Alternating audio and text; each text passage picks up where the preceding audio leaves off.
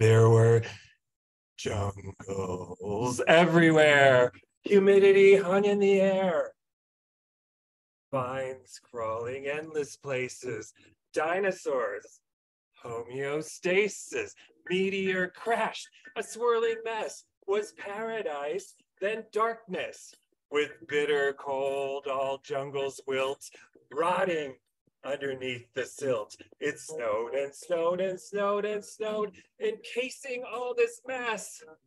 Then this pernicious brew creates a toxic bubble. Seals our fate. Layers of ice packed it down, held the bubble underground.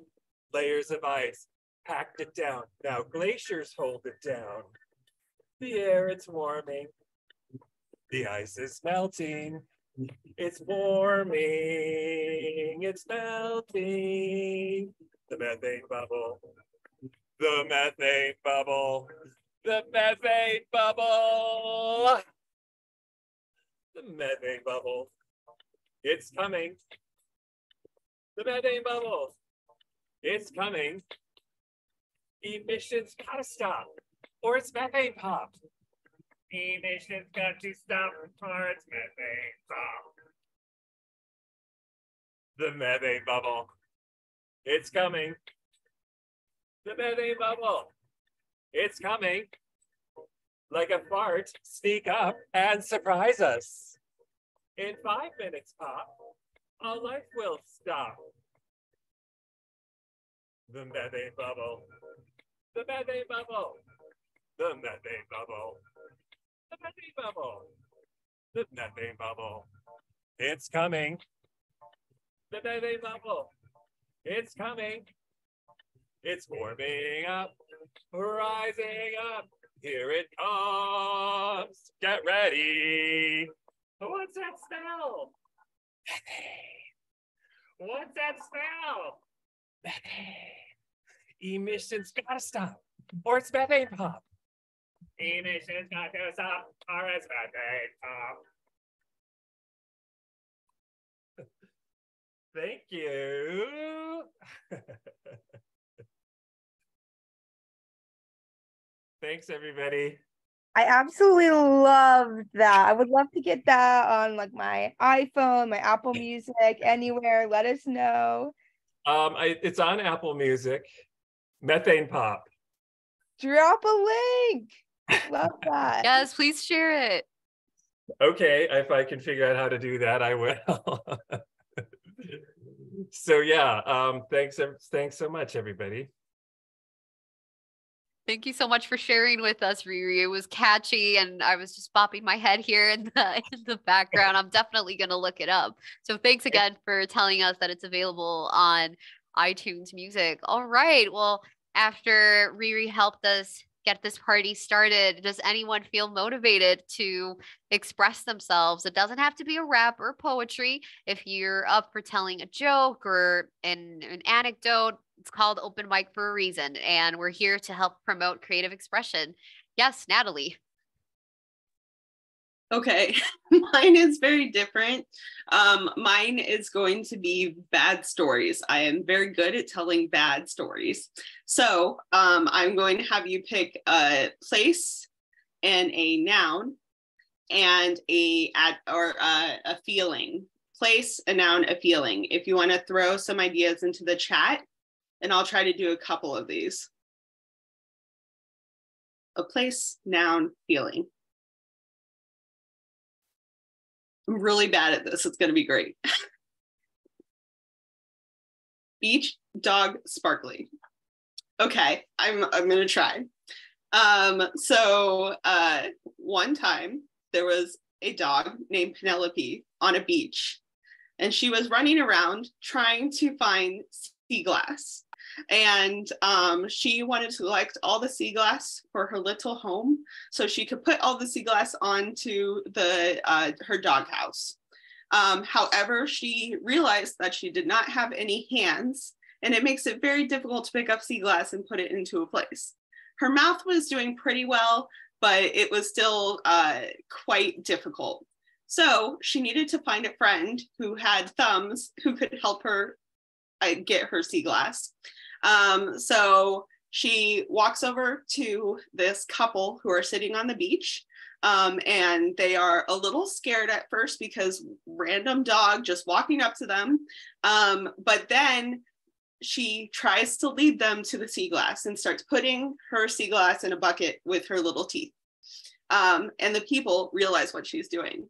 And so then she needs to continue to put the sea glass together, and the people help her.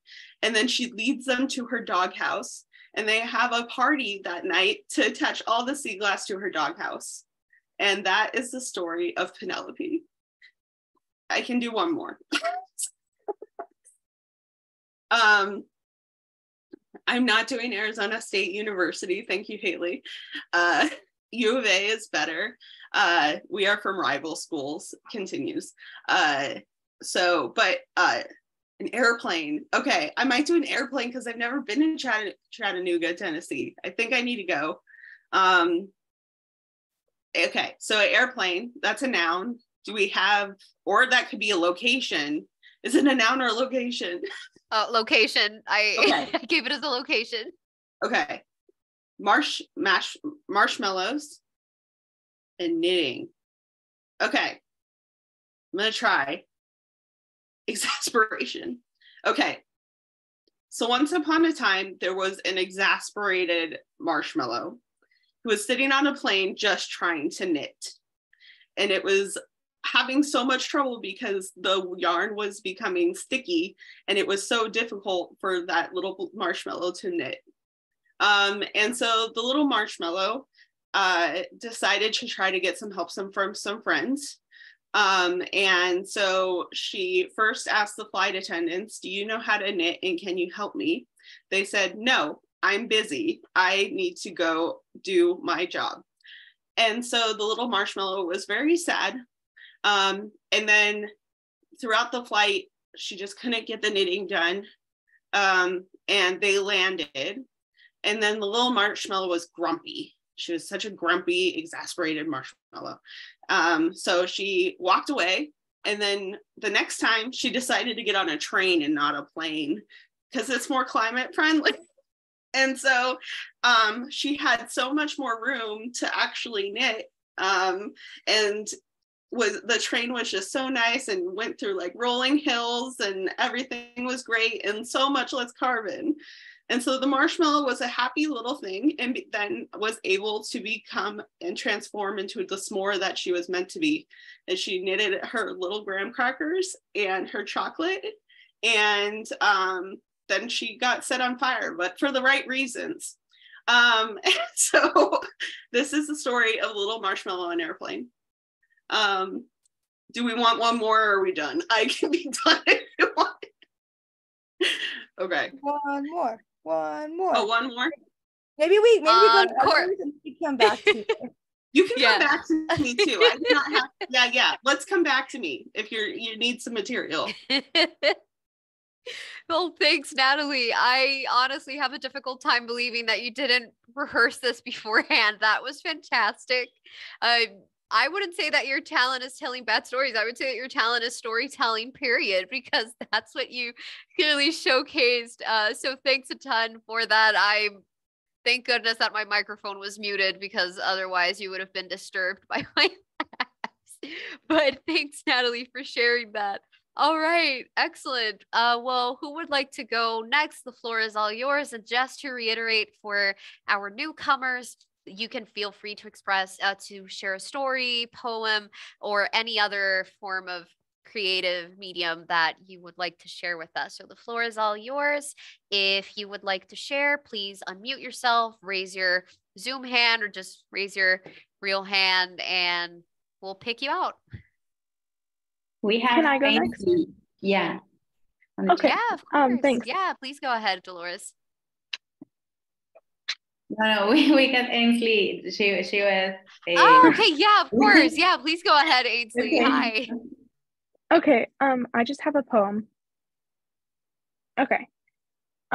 Because the year I was born, the first reports were released saying human-made climate change was indisputable and threatened thousands of lives.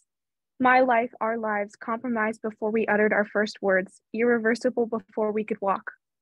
A core pillar of our society's values is to protect the children. So why are we cleaning up your mess? Why are we going to suffer when it was you who stole resources from our earth and polluted our air by burning them up until they were gone like our ignorance? Because my youth will always be tainted with the black from the oil you spilled and the water you poisoned. My childhood was burnt down like all those famous redwoods in California that I will never get to see. Because my idea of the beach will always include the image of a cut open seagull dead from the plastic used to make my pacifiers. Because on my sweet 16, I wish that you could guarantee we will be able to breathe in 2050 as confidently as you could guarantee my same day Amazon delivery. And because the year I graduate from high school, both the elephant and the panda are expected to be extinct. So how am I supposed to stop this when it was determined before my birth? Our lives will forever be defined by this, your mistakes, our bleak future. And if you think that's depressing, imagine never getting to see a panda or a redwood, or a clean ocean, blue sky, air that we can breathe. Don't tell me that's depressing because you won't have to live through it. We are no longer your children. We are only the children of your errors and your inability to fix them. Because children start with a clean slate and you wrote your mistakes on ours. We are the children of extinct animals and melting glaciers and forests bulldozed down for resources we never used. We are the children of pollution and death and burning lives. We are the ones who will live with this because we are the children of environmental collapse. Thank you.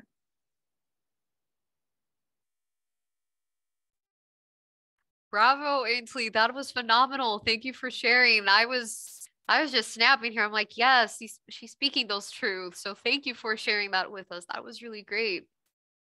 Now, after Ainsley's powerful poem, who feels like going next? Again, the floor is all yours. Poetry, funny story, a joke. Yes, Dolores? I think Vera is over there raising her hand. Yeah, All hi. right, yeah, of course. Hi, Vera. Awesome. I also have a poem, and it kind of gets into the same direction as Ainsley, sorry. So it's kind of a response to it, I would say. So I'm from Germany, and I wrote this poem called Welcome to the Anthropocene after doing research on climate activism in Fiji. And well, the Anthropocene is a proposed geological era dating from the beginning of the significant human impact on Earth, including climate change. And I'm very intrigued by this idea, although it needs to be handled carefully because it doesn't differentiate on who is contributing to the Anthropocene. When we talk about the human or anthropogenic impact on climate change, some people, mostly from the global south, are contributing from the global north are contributing significantly more to it than people from the global south. So this is just a little background information. And I'm sorry, I'm a little sick today, so please excuse my croaky voice. Yeah, okay, so here it goes. Welcome, my son. Welcome to the Anthropocene. It's a world made of plastics and kerosene, nuclear waste buried under the sea, no forests, no tree, mangroves cut down, green turned to brown, turtles suffocating from fishing nets, the human race showing no regrets, and the sun shimmering in black puddles poisoned by motor oil, the oceans heating up, starting to boil us all to death. Welcome, my son, to this world, for this world is what we leave behind for you and your generation. Welcome to pandemics, atmospheric pollution and deforestation. Welcome to droughts, mass extinctions and desertification. Welcome to melting glaciers, rising sea levels and ocean acidification. Because what we leave behind for you is called the Anthropocene. It's caused by capitalism and greed. A free market is what we need, they say. And maybe one day we know there was another way. Net zero by 2030? Why not 2050? Shift the problems into eternity. We don't want to deal with it now. It's too much for our mental health. Surely our generation will find a solution. But first, let us accumulate some wealth. This planet has boundaries. Let's start planting more trees, you say. And by today, we know there is another way. Welcome, my son, to this world. For this world is what we leave behind for you and your generation. It's what we make out of it that counts. how we build our world nation. So let us work together to stop this deterioration. This planet might have boundaries, but our ideas have no limitation. Welcome, everyone, to this new era of the Anthropocene. It's a world full of people fighting for justice and equality, restoring coral reefs under the sea, replanting forests, tree after tree. More diversity to be seen. Brown turns to green. Turtles regrowing their populations. The human race showing appreciation. And the sun shimmering in the blue lagoon. This change is coming soon, and it brings us all to life. Thank you.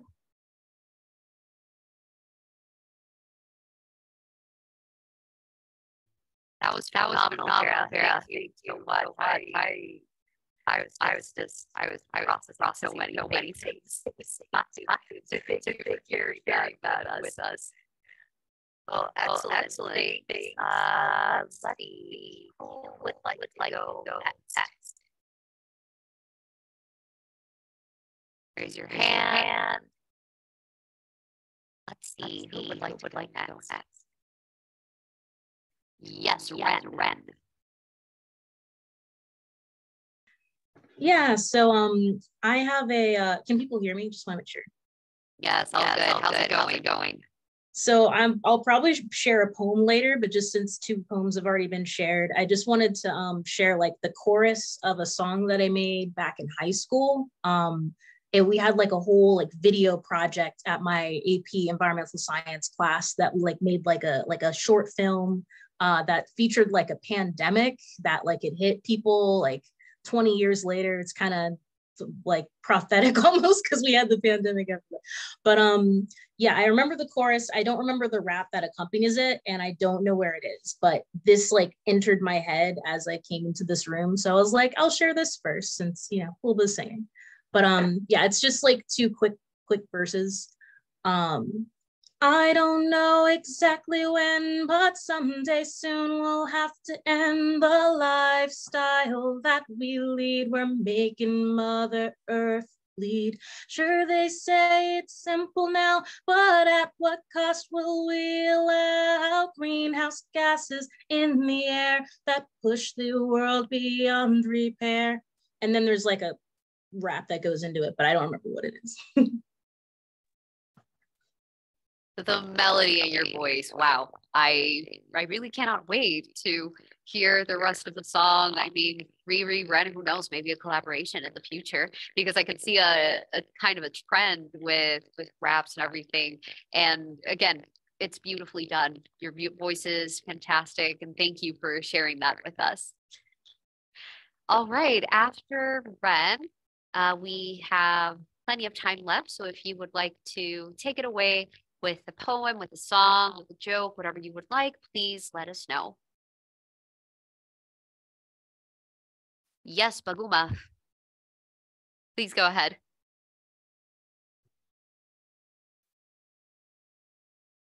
Yes, hello everyone. Hope I'm live and clear. Yep, all good. Yeah, for my case, I'm Gerard Baguma from Uganda, and I'll be sharing my poem.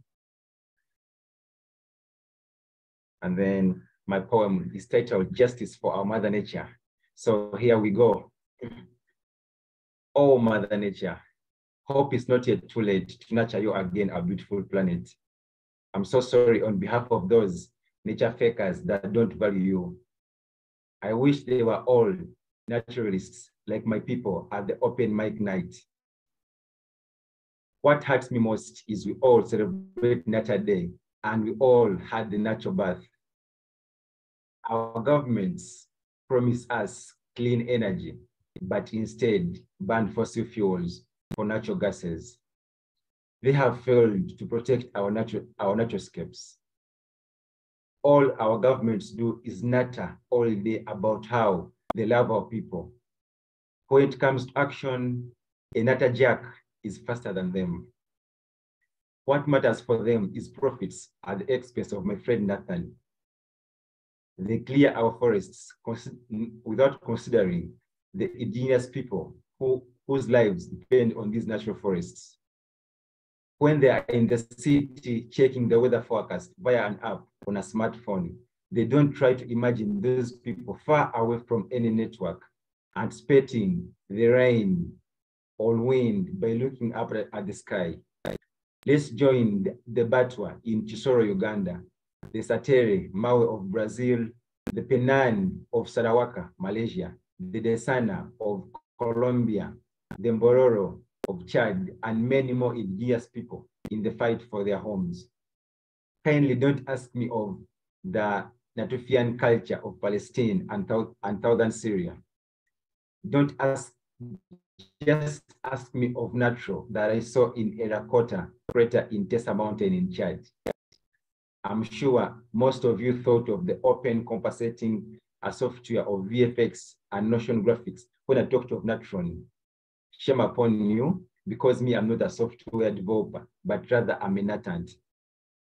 It warms my heart when I notice natant layers in River Nile. The beauty of nature is incomparable, even though my girlfriend Ellen is very beautiful. It's because of nature that Headwaters of Belgium was crowned Miss Environment International, Michelle Oche of Philippines, Miss Ecosystem, Amelia Sky of South Sudan, Miss Biodiversity, Maria Zuniga of Peru, Miss Aqua, Jamie Mandem of Zimbabwe, Miss Fauna in 2022. If we don't fight for our mother nature, then we are all gone. Let's all believe in naturopathy. We can heal from a number of diseases through natural techniques like control of diet, exercise, and massage. If your workplace is near your home, please take a walk to reduce the amount of fossil fuels burnt. This will help in reducing the toxic gases in the atmosphere, which affect our natural breathing. We should not be naughty when it comes to the matters of our planet. Let's make our home navigable, whereby it's safe and healthy for us and the generations to come. Your actions against climate change are not yet a near miss. I wish we all join the Climate Action Navy SEAL today to make tomorrow better. Much love and respect to all the Rastafarians that believe in our natural cultures, the people that love our natural languages, those that treasure natural lights, and the ones that stand strong for the fight for our mother nature. Just have it in mind that the earth is so proud of you. And then finally, allow me go down on my knees, ask you for support in the work that I'm doing. I'm currently running a protection campaign of launching Climate Justice Club in all the secondary schools in Uganda with a target of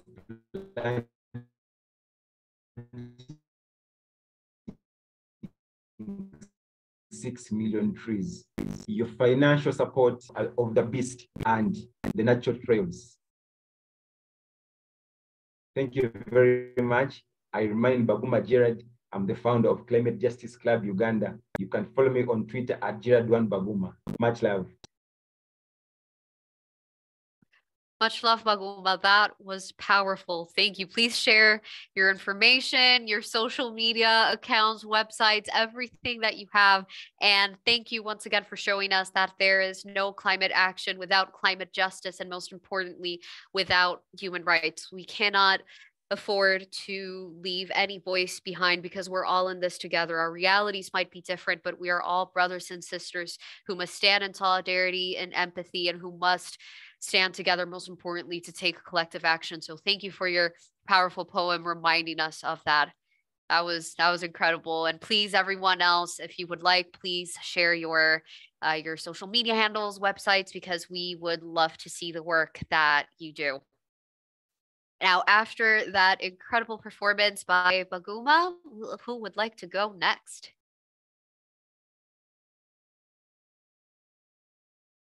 Yes, Dolores.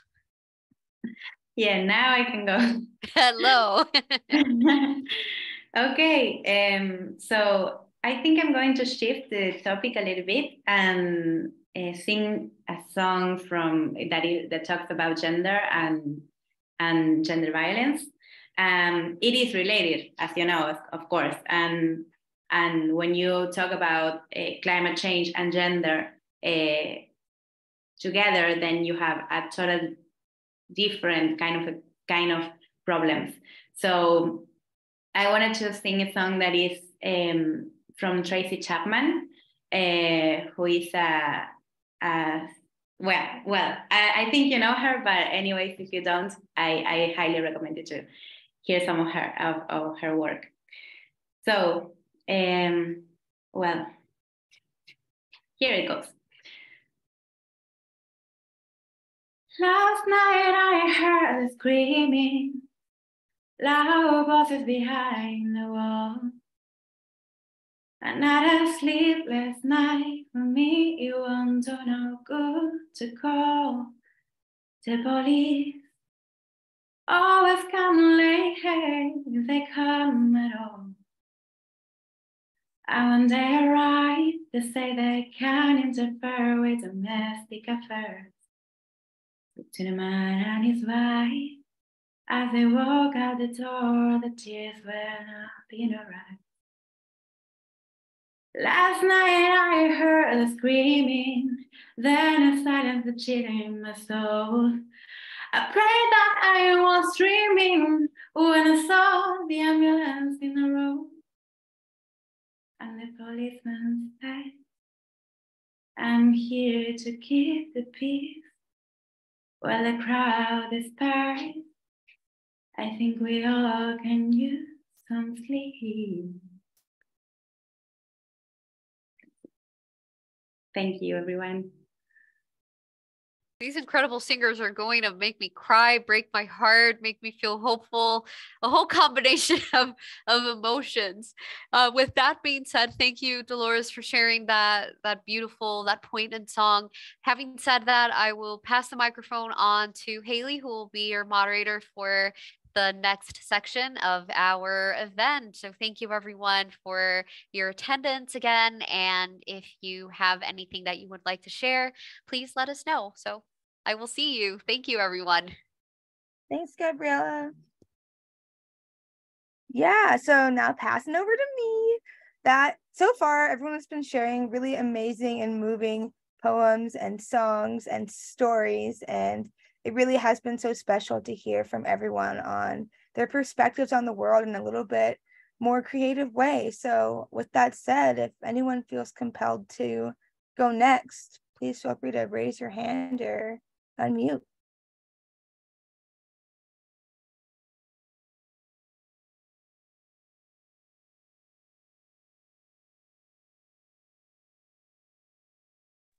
Cameron, please, the floor is yours. Also, your photo is really cute on there. Sorry, I don't know why my video is not working, but thank you so much. So my name's Cameron. I'm 16, so I'm kind of new to writing, but I have a really short poem that is kind of more about like the concept of the forgiveness of Earth and the fact that if we change, it's not like a person who will hold something against us. So my poem is called The Battered Mother Still Loves. We are criminals, we are murderers. We set futures ablaze with the embers of the past. We stuff black smoke down the throat of our own mother, silently watching her choke on her own ashes, all while we clutch our own children, the heirs to her suffering, babble weightless apologies and promises built on soft ground into their crimeless ears. But the battered mother still loves. The sunlight still wakes to kiss us each morning. The night's soft sighs still lure us towards dreaming each night.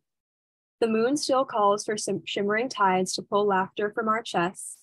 The bumblebees in our gardens still bring life to our crops, even when poison is dusted on their delicate wings. Ancient arms still reach to the sky and wrap their breath around our cold shoulders. Unfathomable, it seems, to embrace after slaughter, to hold blood-covered hands, but merciful our mother is despite our crimes.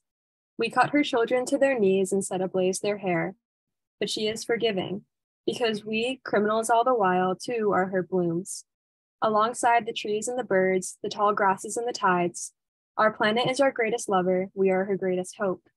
because we are her, and for her, for us, with the rains, we will wash away the past. With the winds, we will blow out our fires, and with the seas, we will rise. Thank you. Doesn't even sound like you're new to writing at all. That was so beautiful and amazing. I know you said you're in high school. I'm sure that some committee somewhere that gives out scholarships for college would love to read that and help you get your way there. That was really beautiful. Thank you so much for sharing. Are there any reactions to the poem that anyone wants to share, or anyone who'd like to go next?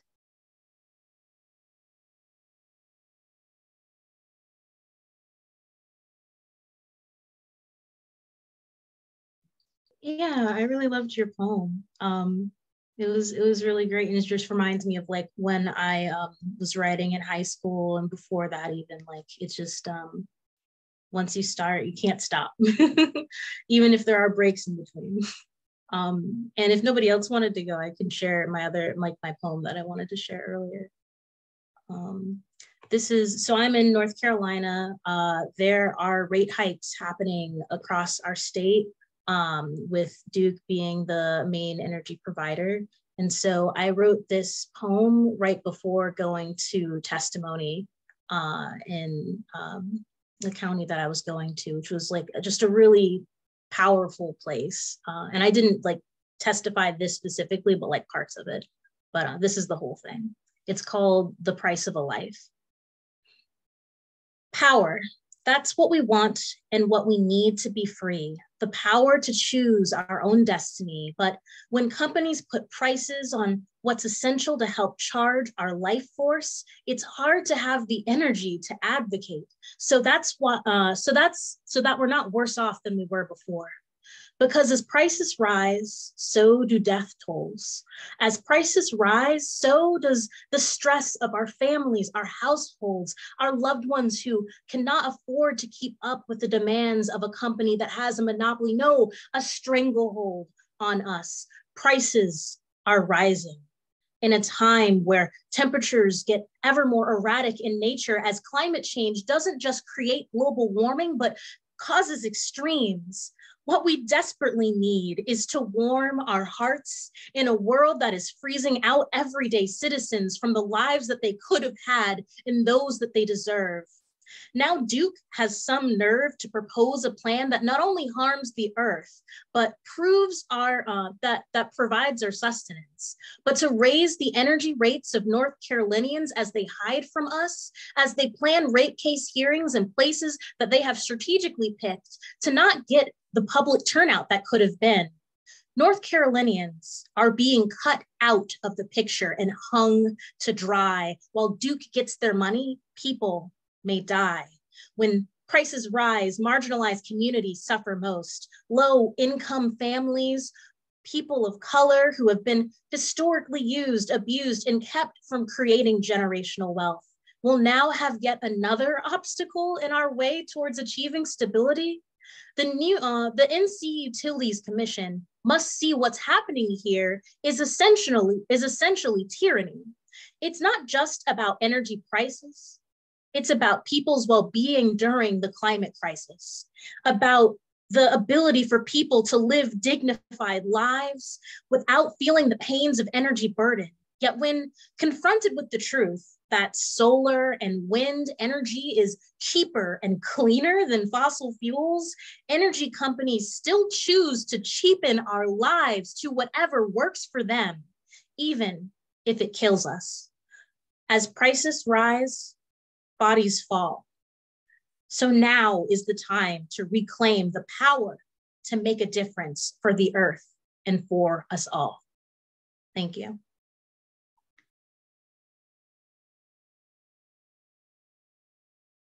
Truly so moving. Thank you so much, Ren, for sharing. That was really powerful. And I hope that the people that you shared that or pieces of that with got the same message and that it was delivered and some changes on their horizon. That was really great. Does anyone feel moved to say anything or go next?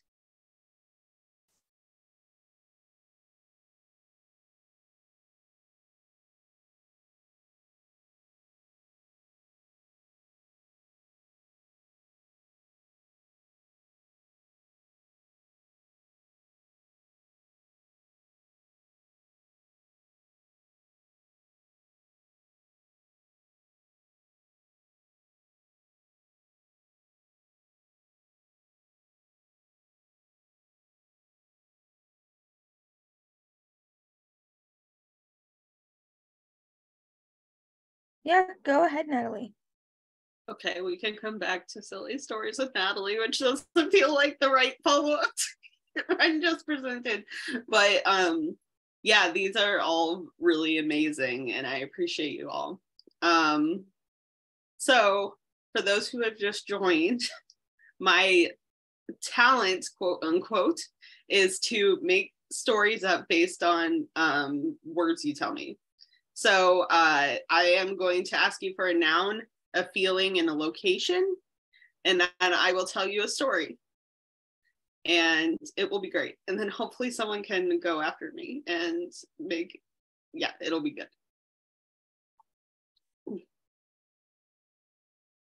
Cuba. Okay. Apprehension. Cat. Okay. There's a silly cat in Cuba who's kind of apprehensive. This is what is happening right now.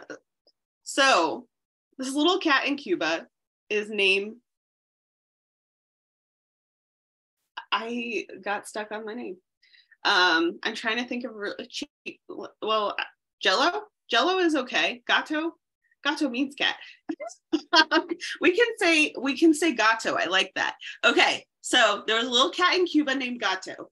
He had little orange fur all over him and little white paws that looked like little socks. And it was very cute when he would trot down the lane and meet all the different people and tourists and roll on his back in the dirt so that he could get belly rubs. It was very fun for this little cat named Gato. And so Gato really liked to be silly. So he would run around and put things in places that people like were using, like keys. And then they would go back to look for the keys and the keys wouldn't be there. They'd be in another place and then he would giggle. And so Gato really loved doing this and went to a bunch of families in Cuba and was able to do little pranks on them. But then one day he noticed that one of the families wasn't feeling so great. And so he was kind of looking into that and was feeling a bit apprehensive about going up to this family and actually moving around their stuff. So Gato started to listen and heard their concerns of their home being affected by the sea level rise and what they could do to try to deal with the additional storms and just their houses close to the ocean. And so Gato came into the home and decided to take one of their most precious photographs. And he ran as far as he could. And he ran to this other house that had a really great idea for how to try to protect yourself from like hurricanes and seawater rise. And so the families then became best friends and started to share ways to deal with the different changes that were happening with them. And Gato became a central part of their lives and continued to meddle with their stuff. But he also brought them money so that they could help adapt to climate change, which was great. And that is the story of little Gato in Cuba. He still prances around to this day, and he's excited to see you. Yes, I love little Gato. I'm not a cat person, but this story was very cute, and I really appreciated the focus on climate adaptation, which is my day job. So absolutely love that. Is there anyone else that would like to go next?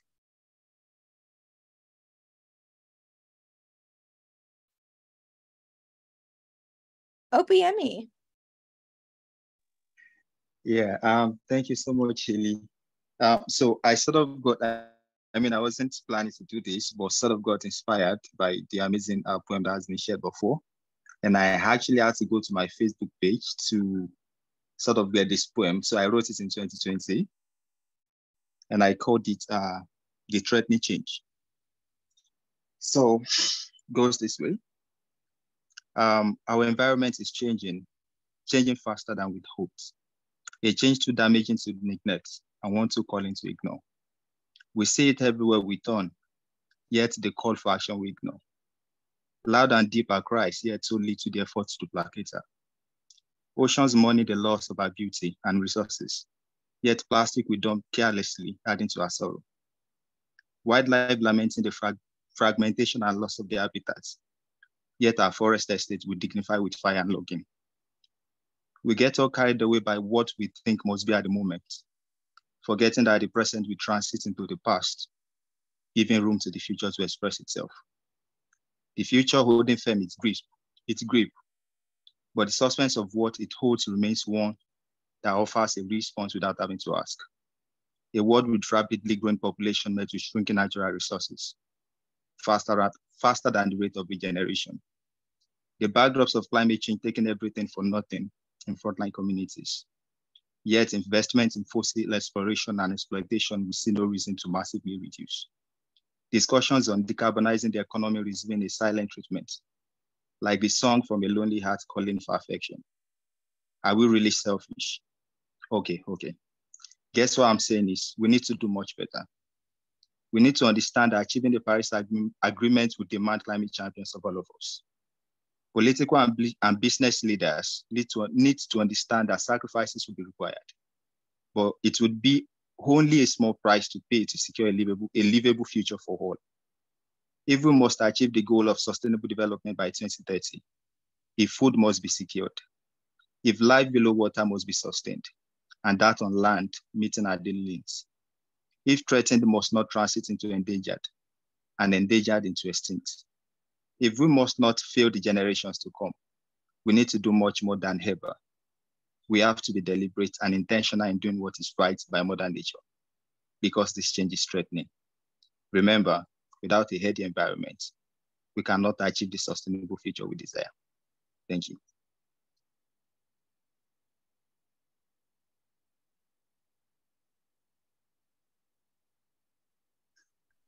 Opeyemi, thank you so much for sharing. And I so appreciate you feeling so inspired by the other stories and poems and performances that we've heard, that you felt confident to share one of your own. So I really do appreciate you stepping into the spotlight for a moment and sharing that with us.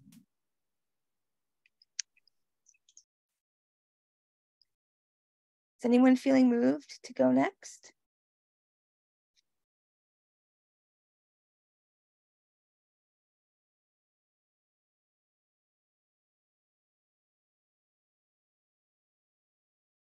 Deb, please go ahead. So I'm Deb Morrison. I know Haley. You might know a few others. I am not very much a poet, so let's take that into account. But I'm going to share a spoken word piece that I've played around with, and it's a little bit different, actually. Kind of, it goes in a good order from everything I've heard so far. So yeah, I'll just put it on the table, see how this goes. All right.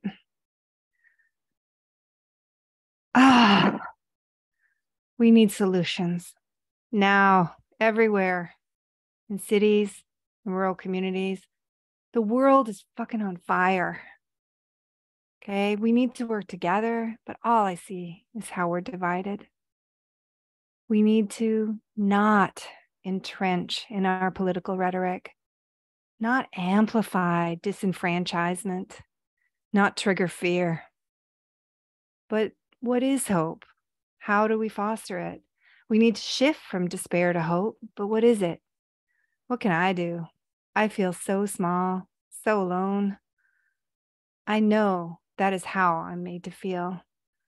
I know that I'm responsible to do something, but what?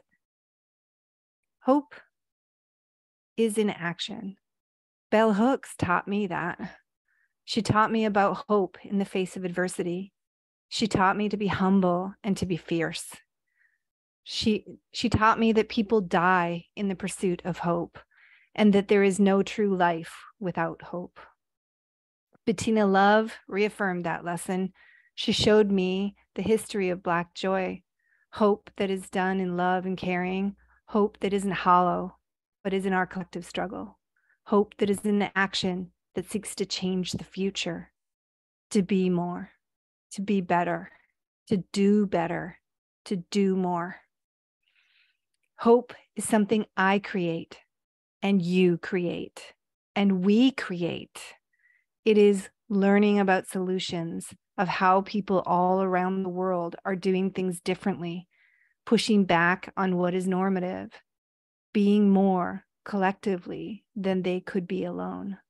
Hope is in seeing what has been erased, hidden, ignored, putting aside our egos, our shame, our fears. Hope is in action in all ways by all people, individually and collectively. We are interconnected. We're dependent on each other, on all life. Hope is demanding equitable participation in all decision making.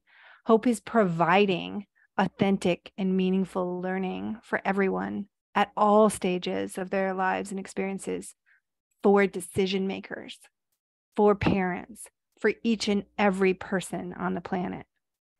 We need to learn in action, for action.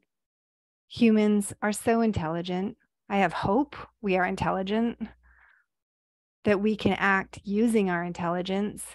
Brene Brown taught me to consider emergent strategy. Our world needs to be emergent, to be strategic, to use our intelligence in this work. I have hope we can engage intelligent emergent strategy to build, to dream, to restore our rightful relationship with the world. Hope is found in expanding relationships, human to human, human to all other living things. We need to expand these relationships because hope for humanity lives in healthy socio-ecological webs. So let's put our resources, human, financial, time, let's put these resources toward building our right relationships with the earth, with each other. Love, community, diversity, these are strengths. Hope lives in our strengths, in our community cultural wealth. Tara Yoso taught me that lesson. So I choose to be me, empowered. I choose to be responsible, to do what is next, no matter how hard. I choose to be humble about my knowledge and experiences. I choose to be brave in the face of discomfort and fear. I choose to be respectful to those who are different than me. And I choose to be collaborative in finding ways forward. I choose to make hope together. I choose to believe that hope isn't a thing in the world, but instead, hope is an action. So hope is what we make it.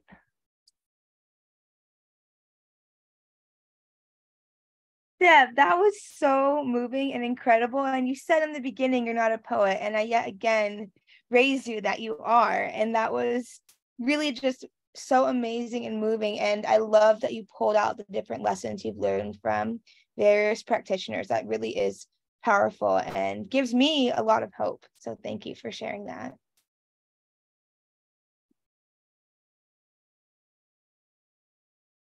We are so proud of you. Embrace the emotion. It was amazing. And I'm so happy that you felt comfortable enough to sharing, step into the spotlight with all of us here.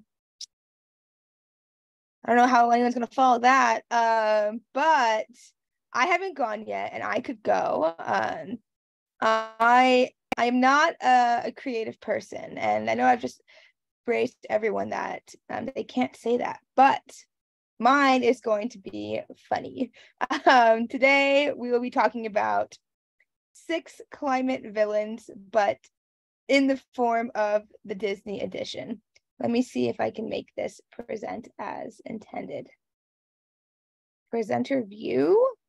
Let me know if y'all can see my notes on this or not. But either way, I don't care if you see the notes because then you can just read what I'm saying. All right. So, as I mentioned, this is the 6 Climate Villains Disney edition. Okay, great. Moving on. Oh, just kidding. So here we have this pyramid of potential Disney villains that I have created, and I've ranked them from 6 to 1 using various criteria that is not at all academically sound, more so just my opinion. On the bottom, we have Scar.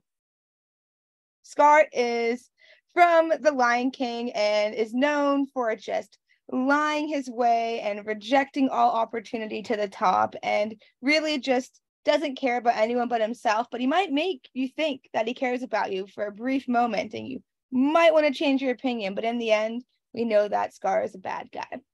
The bad guy in US government today is Joe Manchin. He's continuously rejected a lot of climate bills and then suddenly makes you think he cares for a moment and then turns his back on all possible climate progress. So much like Scar, he is in fact a liar and would not like to see positive change in our community. Moving forward, we have everybody's favorite Cruella de Vil. I can't sing, so I won't sing her song for you, but she has a great song.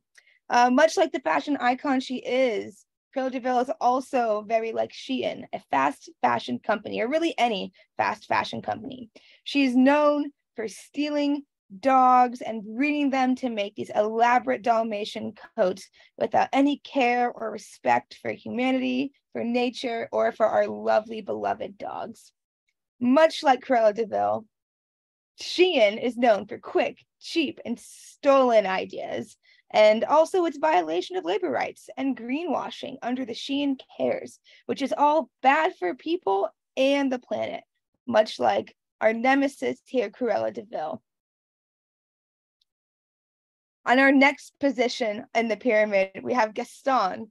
Look at this man, lively, happy, full of himself, which is always important to be self-confident, but not so self-confident that you can't stop to think about anybody else's needs other than your own, which can often get you into trouble when you feel like you can't deal with rejection, much like he's unable to deal with the rejection of the beautiful Belle in the movie Beauty and the Beast. Much like Gaston, we have Chase Bank, or in general, big bank energy. Chase has provided $317 billion in fossil fuel financing, which is 33% more than any other bank. Anyone else here like me who has Chase Bank might be rethinking their bank priorities right now. And this is only since the Paris Agreement. So even though Chase executives have come out and said, climate change is happening, they've also said, well, we might not need fossil fuels to keep going for the good of business in the future. And I just don't buy it. It's not great. They're too full of themselves to really see how they could use their money for good.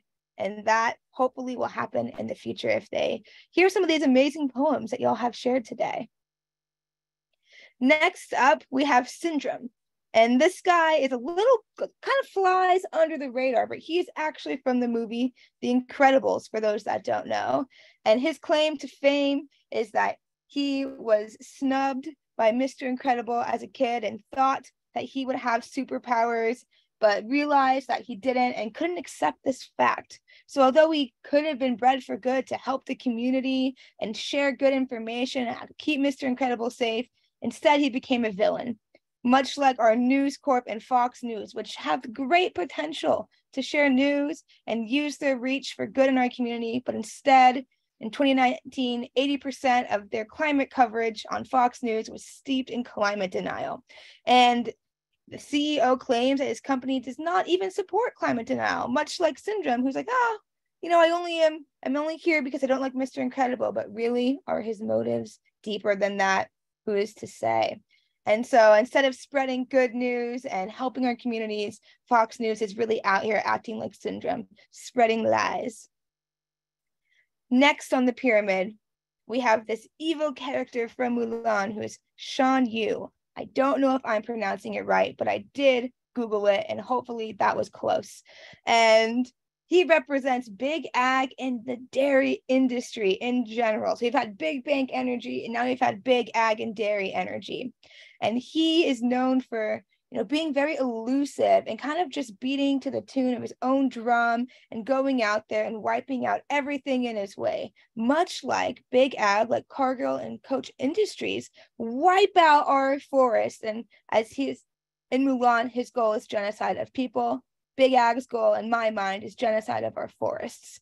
And so much like they're together wiping out these really important communities and cultures that depend on these forests, they are therefore conducting a genocide on our forests, very similar to Shan Yu.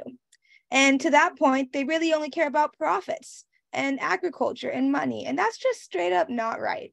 So that brings me to the top of the pyramid.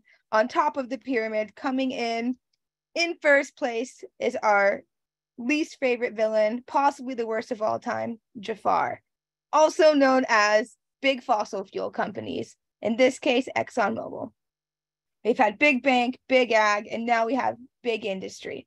Fossil fuels, much like our foe here, Jafar, they've known about the impact of fossil fuels. Jafar knows about the impact of a good king and a good ruler in Aladdin, but they deny and deny and deny when something might actually be better for community or the planet.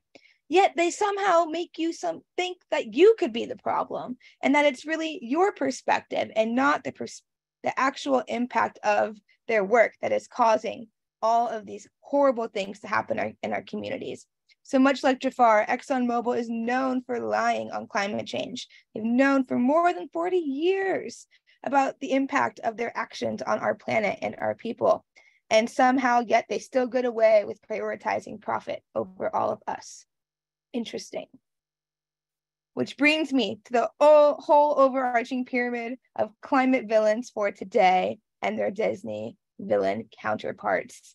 These are only 6 of the many villains we have, but coincidentally, many of them are led by men, straight white men at that. So that is something to think about when we're looking at this pyramid. It's who holds the power to Deb's poem? Who is in the room? How are we being included or not? And how does our exclusion possibly contribute to these continued trends that are the downfall of our society as it is? Very interesting.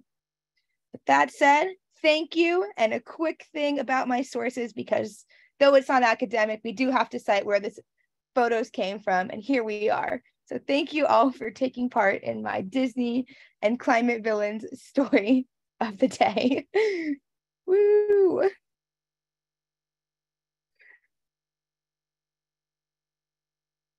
Let me check the comments here.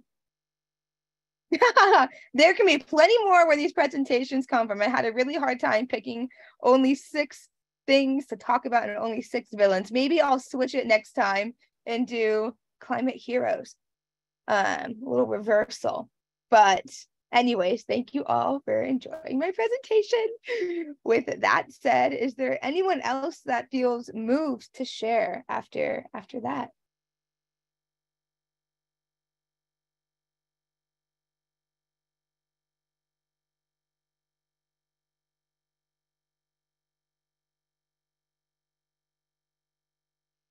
I do think that most everyone here has gone as well. And so if anyone would like to share again, please feel free to share with us, or anyone else new, and or just take a moment to take it all in and we can sit here and reflect together.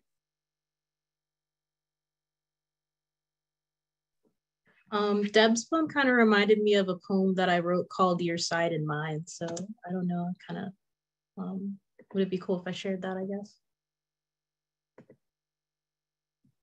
Love, go for it. Cool stuff. So this one's like, I wasn't like initially gonna share it because like it has more to do with like a little bit of like, it's like definitely like social commentary in general, just like, and how things are like very stressed. Also a little bit about like faith, and also just like history, and most to do with like race, I think. But I think it's all interconnected to the climate crisis, you know? So yeah. It's called, yeah, Your Side and Mine. I wrote this right around like MLK Day. Martin was a reverend and Malcolm was a minister. Yet we are to believe that spirituality is sinister. No, it is those in power who have turned us against God, Black against white, rich against poor, in order to divide us so that we can be torn apart by those whose ideas are born not out of love, but greed.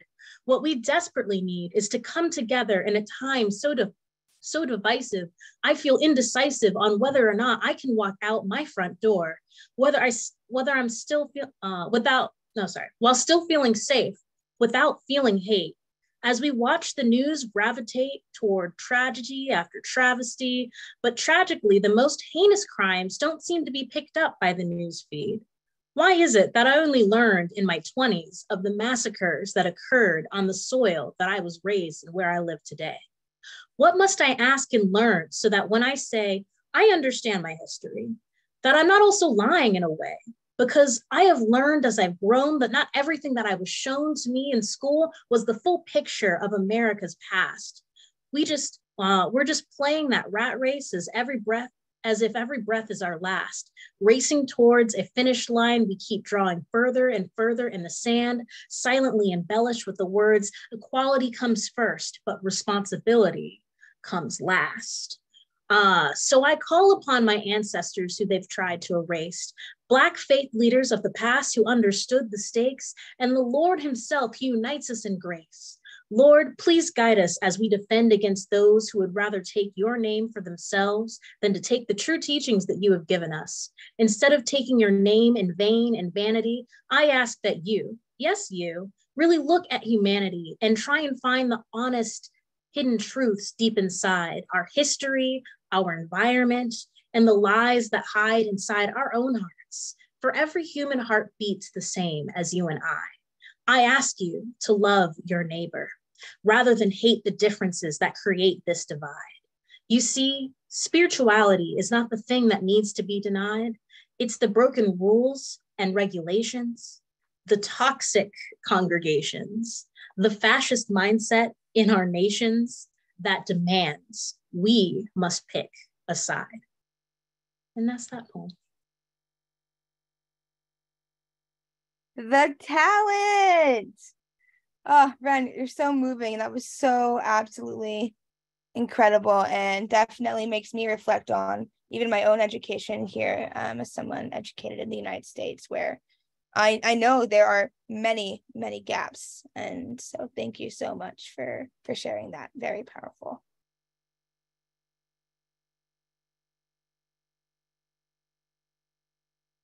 A collective deep breath for us all, and reflecting on that.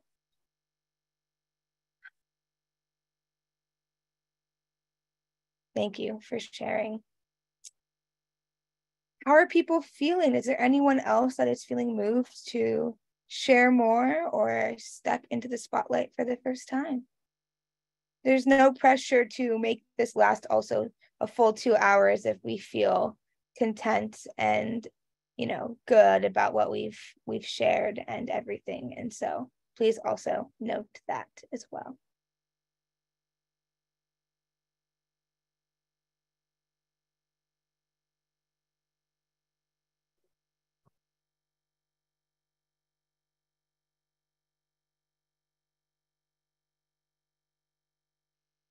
Can I just take a 1 second to respond to something?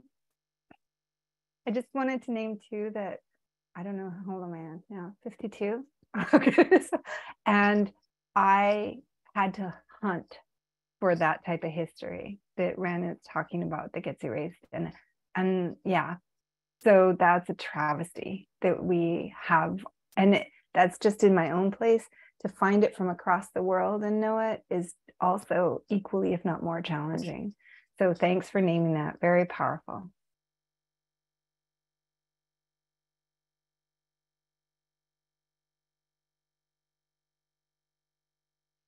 Yeah, I think in response to, I can share that I moved from Texas to Hawaii, and I didn't know, was never taught that Hawaii was actually illegally overthrown by the US government. And that's not something that they taught us, and something that I learned within the very first week that I was here, thankfully, due to my office prioritizing education as the first thing we do in the office. But it's just so disheartening to see that people would rather not face the reality and facts of life and erase it than own up to what has happened and what is wrong and try to make the world a better place a lot of times, which gives me a lot of hope in this group because we're all here learning from one another and giving each other space to grow and to be wrong, acknowledge when education or something we've learned has not been fully true, and step into the uncomfortable and grow together. So thank you all for sharing all of that today.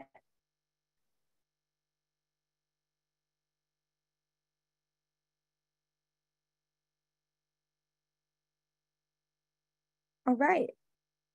If no one else is feeling moved to step in, I suggest we take a little family photo to commemorate the moment, and we can all be on our merry ways. Though I was so moved by this, I'm now thinking maybe we should start making this a more normal thing and maybe do it again in the future, just to share and learn and practice. For many of us who have never shared poems before, absolutely loved that. So whoever's comfortable, if you're willing to put on your camera, I'll do a countdown, so don't worry, you can like make sure you're not blinking.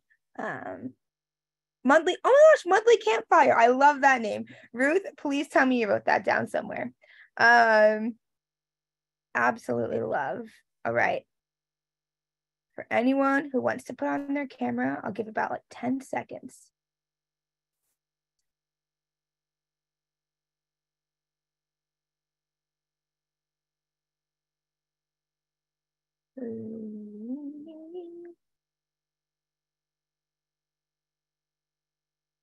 All right. Quickly, nobody put anything in the chat so I don't accidentally get it in the photo. All right. 3. Oh, wait, let me fix my hair while I look at this. All right. 3, 2, 1. Okay. Yay! Let me make sure that people were smiling and not blinking. Oh, we all look beautiful. Absolutely love. I will make it a point to email this out to everyone who was here today or who signed up. This was really a special event for all of us in our very first time. And so thank you for being a part of it. And yeah, and for sharing, and for whoever was Anne's idea for monthly campfire meetings. Whoever's idea it was, excellent idea. And thank you all for being a part of this and for sharing. We hope to see you soon. Definitely please follow us on Instagram at Care About Climate to stay up to date on all of the amazing opportunities. And if you're ever looking for collaborations or a place to volunteer, or you don't know where to call home, Care About Climate is always a home for you. So thank you.